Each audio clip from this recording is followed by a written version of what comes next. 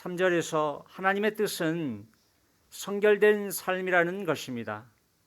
성적인 음란함을 금해하는 것입니다. 거룩하게 한다는 말의 뜻은요, 하나님이 쓰실 수 있도록 구별한다, 따로 구별한다는 것입니다. 거룩이라는 의미가 따로 구별하다, 그런 의미죠. 거룩에는 두 가지 종류가 있는 것을 저희가 볼 수가 있습니다. 한 가지는 신분상의 거룩인데요. 모든 신자들이 이 세상에서 구별되어서 주님을 섬기는 위치에 있는 것을 말합니다. 이 신분상의 거룩은 완벽하고 온전합니다. 고린도전서 1장 2절 한번 볼까요? 고린도전서 1장 2절 같이 한번 보시겠습니다. 제가 읽겠습니다.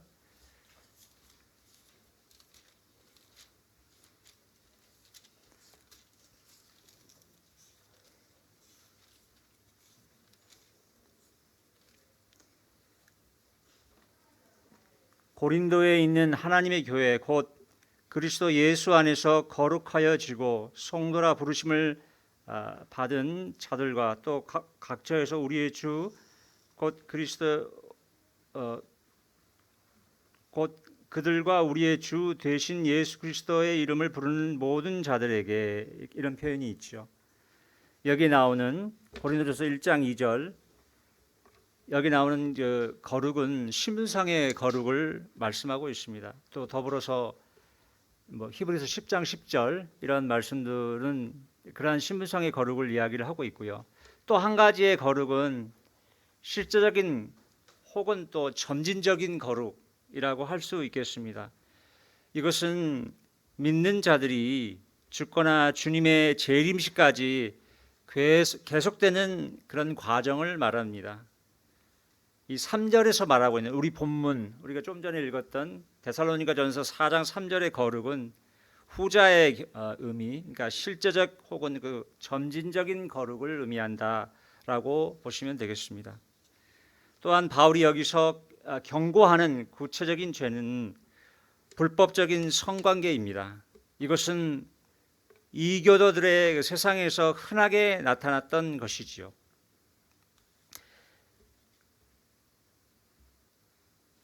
여기에 나오는 부분들을 생각하면서 저는 이 부분들을 어떻게 우리 성도들이 적용할 수 있을까 이런 생각을 해보면서, 저는 이제 요즘에 저희들 오늘날 우리는 이제 온라인 세상에서 살고 있잖아요. 그 부분들을 한번 생각을 해봤습니다.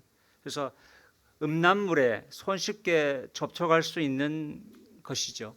그래서 온라인 상에서 음란물을 보고 즐기는 것으로도 거룩함을 훼손할 수 있습니다. 우리가 이 부분에 알고 있는 영적 진리들을 잘 적용할 수 있을 것입니다. 우리가 다 배운 부분들이 있잖아요, 그렇죠? 근데 무엇보다도 좋은 습관을 가지는 것이 저는 중요하다고 생각을 합니다. 여러 가지 이제 경험을 통해서 보니까요, 좋은 습관을 가지는 것 또한 중요하구나 이런 생각을 하게 됩니다. 온라인상의 음란물에 접속하지 않는 것이 가장 잘하는 것입니다. 이게 아닌 것 같은데 이 말이 맞더라고요. 그래서 청년분들도 그렇고요, 기혼분들도 마찬가지입니다. 접속하지 않는 것이 가장 잘하는 길입니다. 4절에서 데살로니가 교회 각인이 거룩함과 존귀함으로 어떻게 자기 자신의 그릇을 소유해야 하는지를 알아야 합니다. 여기서 그릇이란 단어는 아내를 의미할 수도 있고요, 남자의 몸을 의미하는 것일 수도 있습니다. 베드로전서 3장 7절에서는 아내를 가리켜 사용되었고요, 이 같은 단어가 고린도후서 4장 7절에서는 몸을 가리켜 사용되었습니다. 저희들 쓰고 있는 우리나라 개역 개정 성경에서는 각각 거룩함과 존귀함으로 자기의 아내에 대할 줄을 알고라고 되어 있지요. 나나주를 보면은 자기 몸을 절제할 줄 알고라고 되어 있습니다. 어떤 뜻으로 해석하든지 간에요, 우리에게 큰 의미가 있습니다. 5절 6절에서요, 하나님을 모르는 이방인처럼 정욕의 욕구 가운데 서가 아니라 바울 일행이 데살로니가 교회에서 앞서 경고했고 증언했던 바대로 이 문제 속에서 어느 누구도 그의 형제를 이용하거나 속여서도 안 되는 것입니다. 왜냐하면 주님이 모든 그런 자들에 관한 보수자이시기 때문입니다. 이방인들은 성관계를 그 정욕, 또 여기 우리 한글 성경에는 색욕이라고 나오죠. 이 정욕을, 색욕을 채우는 수단으로 여기는 것입니다. 음란은 자기 몸에 짓는 죄입니다. 또한 남들에게 짓는 죄이기도 합니다. 그래서 바울은 이 일에 분수를 넘어서 형제를 해하지 말라고 덧붙이고 있습니다. 그리스도인 형제는 결혼의 경계선을 절대 넘어서는 안 되고요, 다른 형제의 아내의 애정을 훔침으로써 그 형제를 속여서는 결단코 안 되는 것입니다. 이 모든 일에 주님께서 신원하시는 것입니다. 7절에서요, 하나님은 우리를 깨끗하지 않음으로 부르지 않으시고 거룩함 가운데 부르셨다고 말씀하고 있습니다. 우리는 주 예수 그리스도를 통해서 거룩한 하나님의 백성이 되었습니다. 8절에서 이것을 거절하는 그는 사람을 거절하는 것이 아니라 우리에게 그분의 성령을 주셨던 하나님을 거절하는 것입니다. 이 교훈을 저버리는 사람은 누구든지 바울과 같은 사람의 가르침을 멸시하는 것이 아니라 우리에게 그분의 성령을 주셨던 하나님을 무시하는 것이라는 것입니다. 둘째로요, 형제 사랑에 더욱 힘쓰라는 것인데요, 9절 10절 말씀을 통해서 확인할 수 있습니다. 9절에서 형제 사랑에 관해서는 바울이 데살로니가 교회에게 쓸 필요를 가지고 있지 않다는 것입니다. 왜냐하면 데살로니가 교회가 서로를 사랑하는 것에 대해서 하나님에 의해서 가르침을 받았기 때문이라는 것입니다. 그들은 복음을 듣고 믿는 자가 됨으로써 사랑을 나타내었고요, 서로 사랑하라는 하나님의 가르침에 순종함으로 사랑의 수고에 힘썼습니다. 우리 이미 앞서서 봤지요. 1장 3절에 사랑의 수고라는 말이 나오잖아요. 10절에서 실제 사례가 소개되고 있는데요, 모든 마케도니아에 있는 모든 그 형제들을 향해서 실제로 데살로니가 교회가 그렇게 행한다는 것입니다. 이에 바울 일행의 권면은 더욱더 형제 사랑을 나타내라는 것입니다. 또한 여기는 믿지 않는 자들에게도 사랑을 나타내라는 것이 포함되어 있다고 생각되어집니다. 4장 1절에서는 더욱 많이 힘쓰라는 표현이 있잖아요. 또 여기 이곳에서는 더욱 그렇게 하라는 표현이 되어 있습니다. 이런 표현들이 더 인상적으로 와닿는 것 같습니다. 요즘에 저는 이제 형제 사랑에 관해서 생각하면서 생각하면 여러 가지가 있잖아요. 근데 특별히 저는 이제 용서하는 삶에 관해서 많이 이렇게 묵상을 해 보게 됩니다. 주님께서 70번씩 7번이라도 용서하라고 하셨는데 시간이 지날수록 제가 연수를 더 할수록 보니까요, 그 말씀이 참 맞구나. 제가 형제들한테 이렇게 용서해야 될 일들이, 또 내가 용서를 구해야 할 일들이 참으로 많이 있구나 하는 생각을 해보게 됐습니다. 셋째로요, 자신의 일을 잘 감당하라는 것인데요, 11절 12절 말씀 가운데 발견할 수 있습니다. 11절에서 또한 자신의 일을 잘 감당하라는 것인데요. 데살로니가 교회는 고요한 삶을 영위하도록 갈망한다는 것입니다. 그들은 자기 자신의 일에 신경을 쓰며 자기 자신의 손으로 일한다는 것입니다. 이러한 것들은 바울 일행이 데살로니가 교회에게 명령한 바라는 것입니다. 주님의 공중 재림을 고대하며 어떤 성도들은 당시에 일하는 것이 의미 없다고 여겼을 수도 있습니다. 하지만 바울은 누구든지 일하지 아니하려거든 먹지도 말라고 했습니다. 일하지 않음으로 교회에 폐를 끼치면 안 되는 것입니다. 12절에서요. 이로써 데살로니가 교회가 외부에 있는 자들을 향해서 알맞게 행할 수 있고 아무 것에도 부족함이 없을 것이라는 겁니다. 세상 사람들은 우리 그리스도인들을 지켜보고 있습니다. 무관심한 것 같지만은 지켜보고 있습니다. 그들은 우리를 보고 우리 구주를 판단합니다.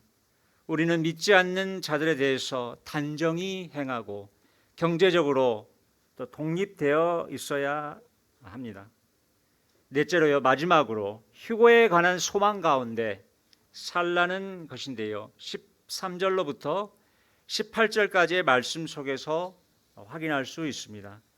13절에서 데살로니가 교회가 소망 없는 다른 사람들처럼 슬퍼하지 않도록 잠자는 자들에 관해서 무지하지 말라고 말씀합니다. 바울이 데살로니가에 처음 갔을 때 그리스도께서 지상 통치를 위해서 강림하신다는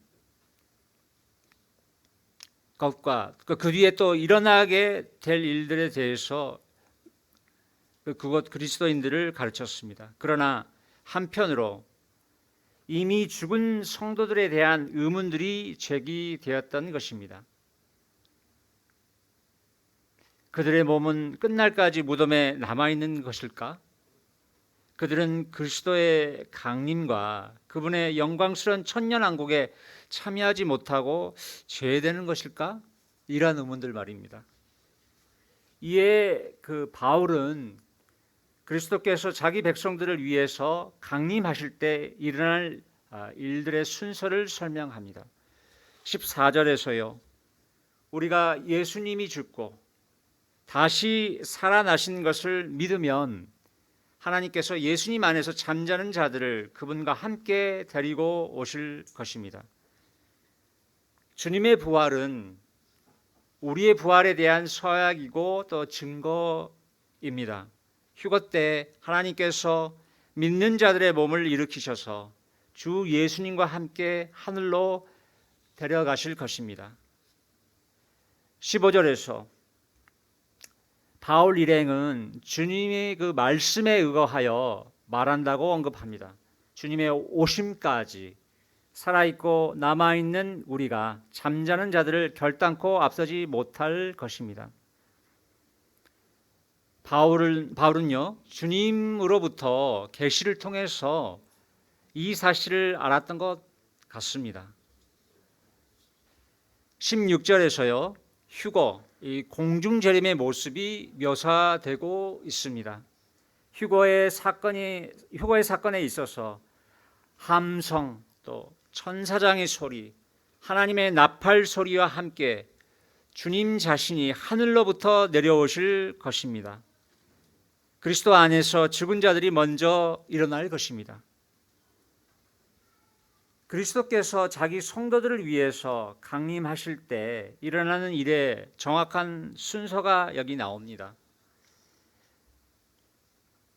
여기서 하나님의 그 나팔 소리는 고린도전서 15장 52절의 마지막 나팔 소리와 같은 것입니다.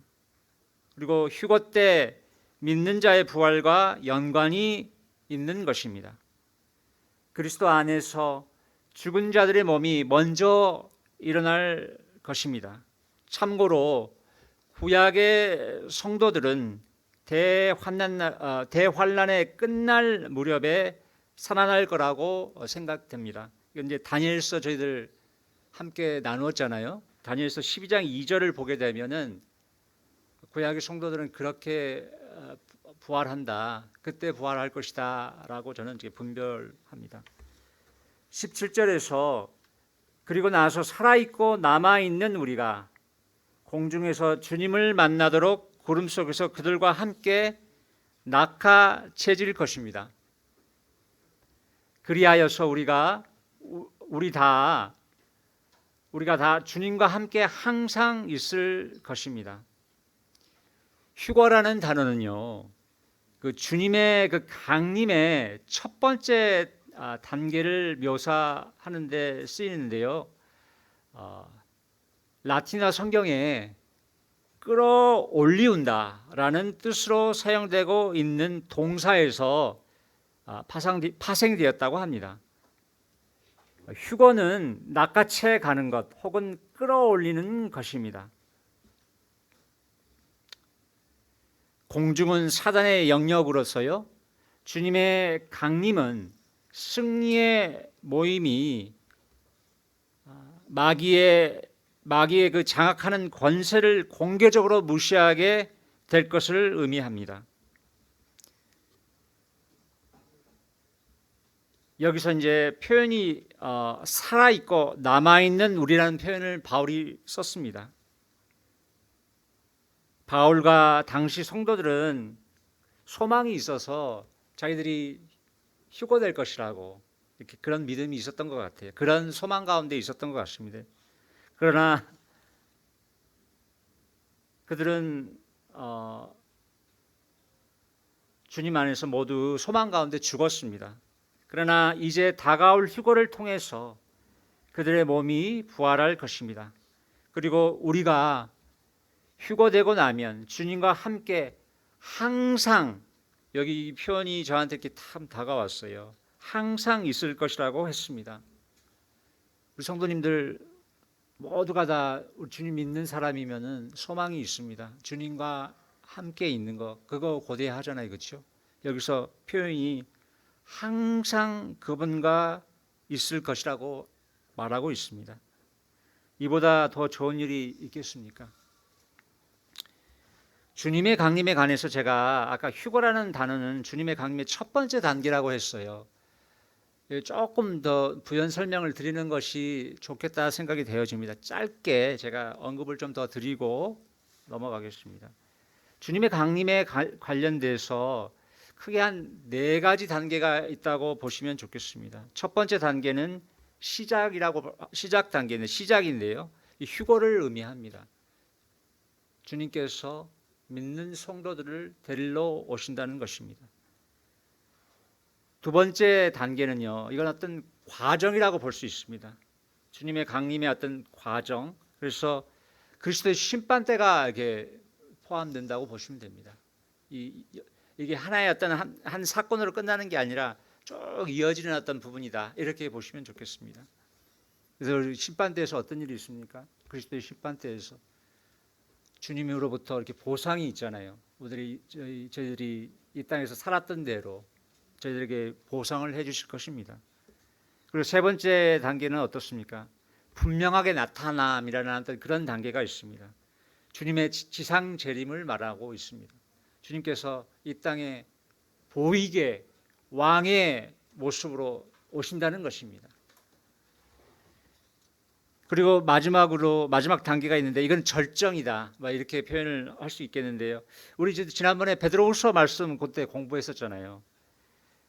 천연왕국이 끝나고 영원한 그 상태가 시작될 때 일어난다고 볼 수 있겠습니다. 체질이 이렇게 풀리고 그런 장면이 있잖아요, 그렇죠? 그래서 그런 부분까지 본다면 이것이 다 주님의 강림을 포함하고 있다. 이런 긴 단계가 있다. 그렇게 보시면 좋겠습니다. 그래서 휴거는 주님의 강림의 첫 번째 단계다, 이렇게 이해하시면 좋겠습니다. 18절에서 그러므로 이러한 말씀들로 서로를 위로하라고 말씀하십니다. 주님의 강림하심, 휴거에 관한 말씀들로 우리가 서로 서로를 위로할 수 있는 것입니다. 주님의 오심이, 이 공중재림이 정말 임박한 것 같아요. 주님의 그 다시 오심이 우리의 복스러운 소망이 됨에 감사드립니다. 이상입니다.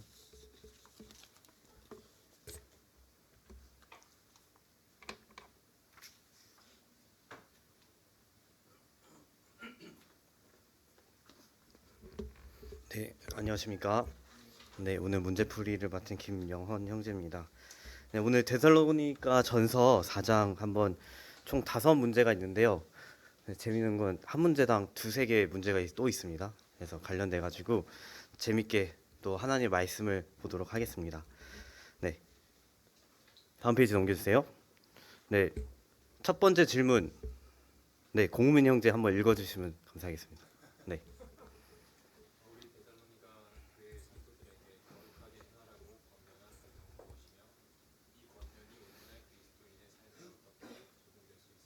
네, 건면한 배경은 형제님께서 잘 설명해 주신 것처럼 그때 사회 분위기 자체가 이제 우상숭배가 일상화된 상황이었고요. 그리고 성적으로 정말 이런 부도덕한 이런 상황이었습니다. 그래서 지금 생각해 보면 데살로니가 성도들은 얼마나 그런 영향들을 많이 받았을까라는 생각을 하게 되면서 저희가 이제 함께 이 질문을 통해서 볼 수 있는 포인트는 현재 나는 어떠한 영향들을 세상으로부터 많이 받고 있는가, 이 부분을 저희가 한번 점검해보고 말씀 앞에 저희가 갈 필요가 있는 것 같습니다. 그래서 함께 3절 말씀 같이 한번 읽어보겠습니다. 시작. 하나님의 뜻은 이것이니 너희의 거룩함이라 곧 음란을 버리라. 네, 이 겉면이 오늘날 그리스도인의 삶에 어떻게 적용할 수 있을까? 예, 좀 여러 가지 그런 형제 모임의 출신들의 그런 주석들을 좀 찾아봤습니다. 이분들이 이렇게 정확하게 말한 건 아니고요. 종합을 해보니까 하나님의 뜻은 우리의 성화이며 이는 구원의 열매로 나타나는 삶의 실제이다. 바로 우리가 이런 거룩한 삶을 향한 추구, 이런 목적, 그리고 그것에 대한 가치, 의미를 알 때 우리가 정말 추구함을 회복할 수 있을 것입니다. 그리고 결국 거룩한 삶을 향한 이 추구는 바로 우리가 이 은혜 시대, 이 교회 시대의 우리의 정체성이고, 우리가 아까 이제 강림에 대한 이야기를 하면서 정말로 우리가 그리스도의 왕국에 들어가는 그런 놀라운 준비의 과정이다. 바로 그것이 성화이다. 이렇게 보시면 되겠습니다. 이거는 이제 사람마다 다 삶에 어떻게 적용 포인트가 다른데요. 저는 3가지로 좀 정리해봤습니다. 첫 번째, 하나님의 뜻을 아는 것입니다. 우리가 우리의 정체성, 우리의 신분을 잃지 않고요. 그리고 오직 우리 주 곧 그 구주 예수 그리스도의 은혜를 그를 아는 지식에서 자라가라.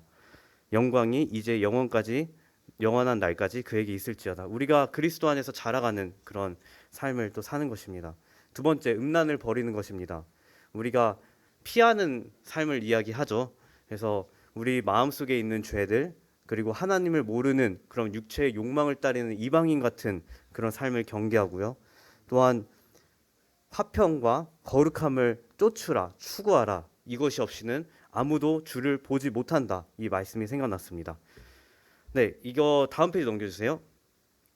이게 이제 지난 학기에 이제 청년부에서 함께 나눴던 내용이 좀 연관이 있어서 좀 가져왔습니다.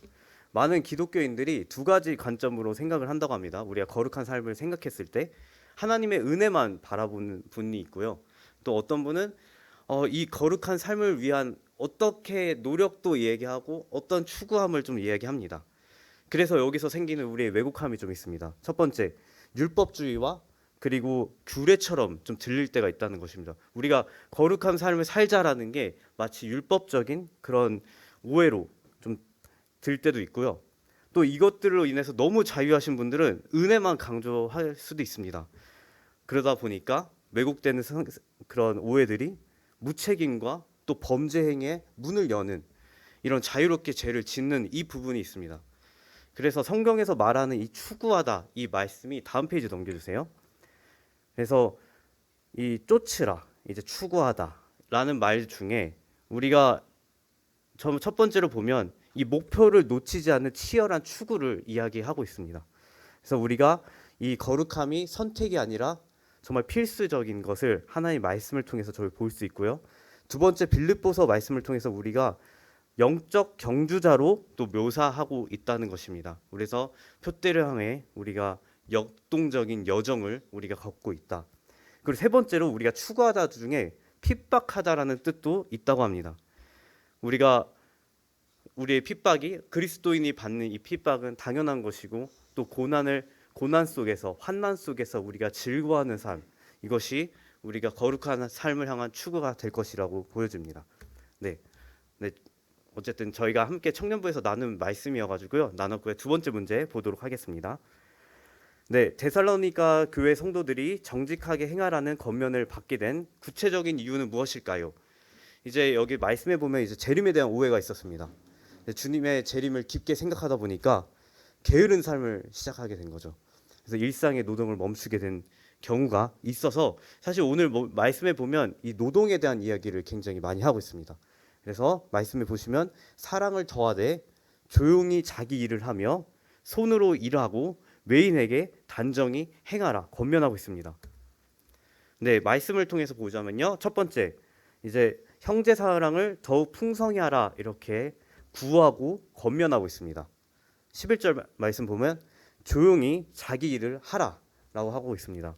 이때 당시 게으른 성도들이 주님의 재림만 바라보고 아무것도 안 하고 있는 이런 모습을 보게 됩니다. 사실 제가 미국에 23살까지 20살부터 있었는데요. 이제 한국 음식을 항상 먹고 싶었어요. 근데 어떤 한국 분이 저를 엄청 초대를 해주셨는데 갈 때마다 이제 몇 월 며칠에 예수님 오실 거니까 잘 준비하고 있어라.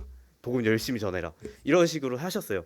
근데 뭐 그분을 제가 비판하고자 하는 건 아니지만 어쨌든 그런 오해 가운데 저를 이제 밥은 맛있게 먹고 있는데 이제 한편에 그런 소리를 계속 흘려 들었죠. 근데 그래서 보니까 그분의 그라지 이제 주차장에 가보면 라면이 막 진짜 몇백 개가 있었어요. 그러다 그 날짜가 지나니까 저한테 라면을 주시긴 했습니다. 네, 한 박스를. 네, 그래서 어쨌든 저희가 말하고자 하는 거는 주의 날을 우리가 기다리고 사모하는 건 맞지만 그렇다고 우리가 일을 안 하고 우리가 아무것도 게으른 삶을 사는 거는 시간 낭비다라고 여겨졌습니다. 그래서 조용히 일한다는 것은 단순한 일한 태도가 아니라 하나님 앞에서 질서와 복종의 표현이다. 다비의 그런 그 주석을 보니까 이런 말씀이 좀 있어가지고 좀 인용을 했습니다. 그래서 실제로 바울도 이런 본을 보였죠. 텐트 메이커로서 성도에게 본을 보이고 또 직접 일한 모습을 또 보게 됩니다. 네, 그리고 일한 본은 어떻게 보면 그 목적은 복음에 있었다. 그래서 이 복음을 위해서 일한 것이고 또 일하는 것이 또 복음을 전하기 위한 도구다. 이런 것들을 저희가 교훈으로 삼을 수 있을 것 같습니다. 그리고 12절 말씀에 보시면 외인에게 단정히 행하고 궁핍하게 하지 마라. 어쨌든 단정히 행하는 그런 우리의 삶의 또 태도와 또 방향성을 제시하는 거고요. 또 궁핍하게 하지 말라고 했습니다. 그래서 많이 먹이고 우리가 또 복음 전파를 위해서 우리가 또 성실히 살아가야 될 필요성을 느끼게 되는 것 같습니다. 네, 그래서 정리를 하자면 다음 페이지 넘기면 밸런스가 굉장히 중요한 것 같습니다. 근데 그 밸런스는 우리가 정하는 것이 아니죠. 우리의 루틴이 아니라 성령의 이끌림에 의해서 주님이 주시는 그 마음대로 우리가 그런 삶을 살아가야 될 것 같습니다. 네, 노동 또 하나님께서 이제 인간에게 주신 소명이라고 합니다. 사실 우리가 지금 대부분 여기 계신 분들이 다 일하시는 분 같아요. 대학생 아무도 없네요. 그래서 정말 훌륭하신 것 같습니다. 네, 저도 일한 지 3년 차인데요. 평생 일하신 거 대단한 것 같습니다. 또 근데 그런 노동을 통해서 하나님을 경험하고 또 복음을 전하는 이런 미션 필드가 있다는 것 자체가 참 감사한 일이고 또 우리가 세상 앞에서 또 이러한 간증을 나누는 자로서 우리가 서로 위로하고 권면할 필요가 있는 것 같습니다. 네, 다음 페이지. 네, 아까 형제님께서 또 말씀해 주셨습니다. 네, 세 번째 질문을 보시면 이제 그리스도인들이 슬퍼하는 것은 당연하지만 세상들 사람처럼 소망 없이 슬퍼하지 않는다고 말합니다. 그리스도인이 죽음을 슬퍼하면서 소망을 가질 수 있는 이유는 무엇일까요?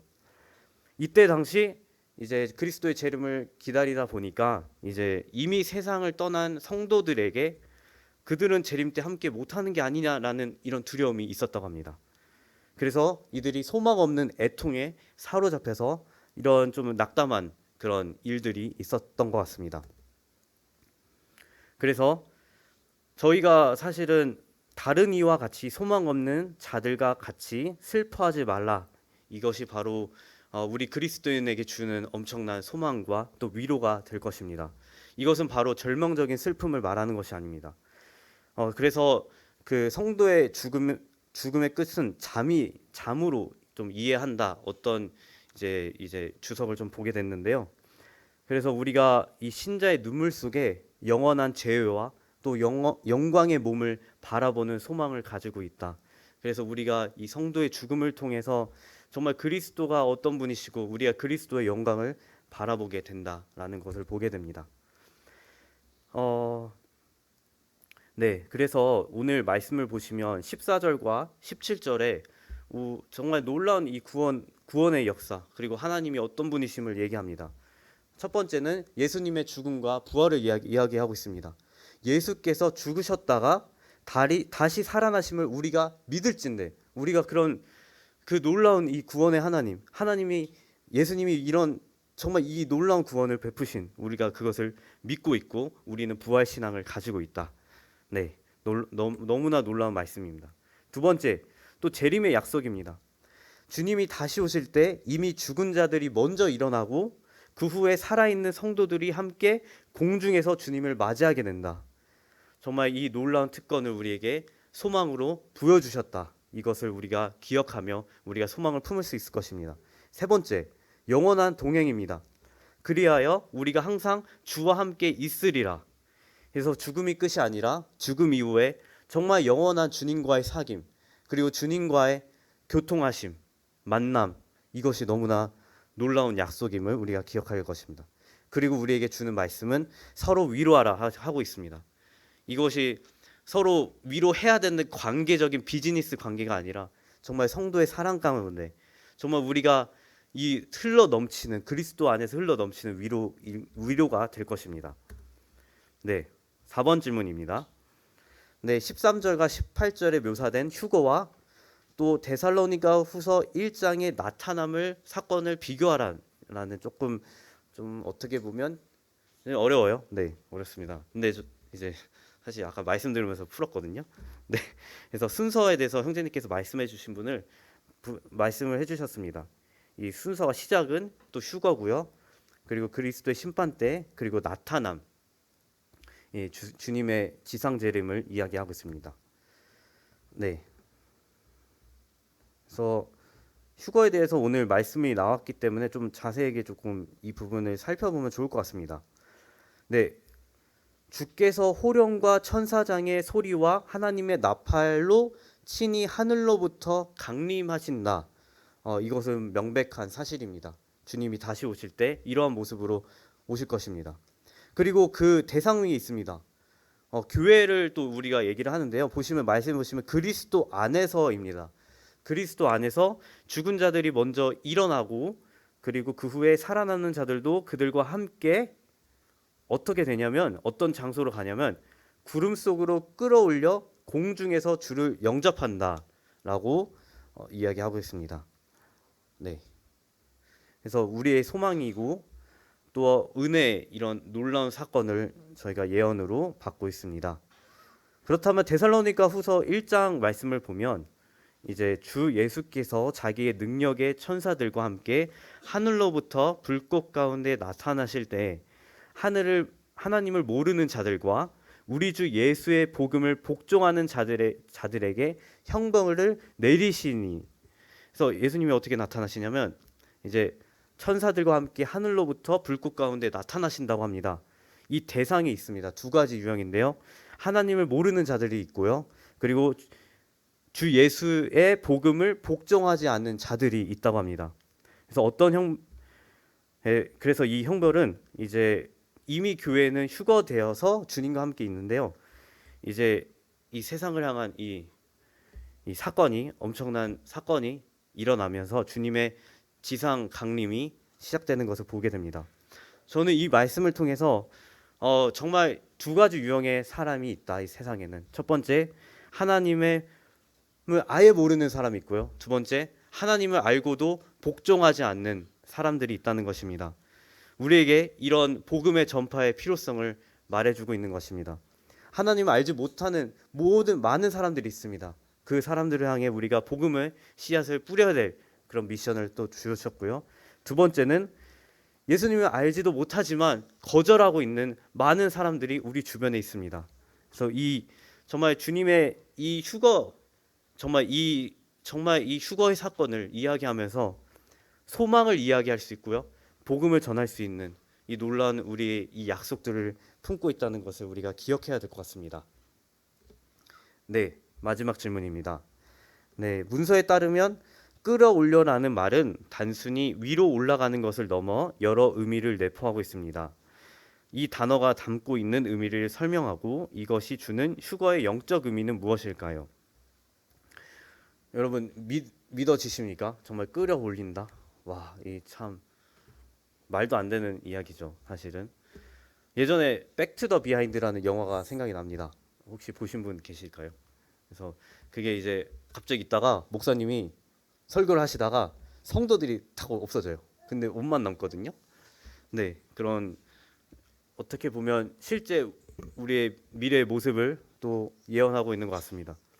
그래서 어렸을 때 그것을 봤을 때 부모님이 안 계시면 불안한 거예요. 휴가 되셨나? 너 어떡하지? 또 근데 그 안에서 살아남은 자들이 또 그런 여정을 약간 히스토리로 나왔는데 정말 이 끌어올려라는 말이 바로 단순히 위로 올려진다는 것이 아니라 강력하게 붙잡아 채가다, 광탈하다, 급히 데려가다라는 의미를 가지고 있답니다.